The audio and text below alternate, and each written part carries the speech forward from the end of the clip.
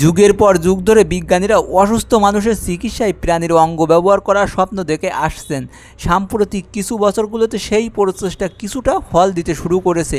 গবেষকরা জিনগতভাবে পরিবর্তিত শূকরের হৃৎপিণ্ড ও কিডনি রোগীদের শরীরে প্রতিস্থাপন করতে শুরু করেছেন। এক্ষেত্রে সাফল্যের ভিন্ন ভিন্ন মাত্রায় পাওয়া গেছে। এবার চীনের বিজ্ঞানীরা সোমবার জানিয়েছেন তারা ভিন্নধর্মী প্রক্রিয়ার ডেড ব্রেইন এক ব্যক্তির শরীরে প্রথমবারের মতো শূকরের ফুসফুস স্থাপন করেছেন। চীনের ওয়াংজুং মেডিকেল বিশ্ববিদ্যালয়ের বিজ্ঞানীরা নেচার মেডিসিন সাময়িকীতে জানিয়েছেন প্রতিস্থাপনের পর অঙ্গটি কিছুটা ক্ষতিগ্রস্ত হলেও আংশিকভাবে কাজ করছিল। প্রতিস্থাপনের 9 দিন পর সেটি সরিয়ে ফেলা হয়। যুক্তরাষ্ট্রের বিজ্ঞানীরা এমন ঘটনাকে চমকপ্রদ বলেছেন। এটি অত্যন্ত আশাব্যঞ্জক ও বড় একটি পদক্ষেপ, তবে এটিকে কার্যকর করার জন্য আরও অনেক কাজ বাকি।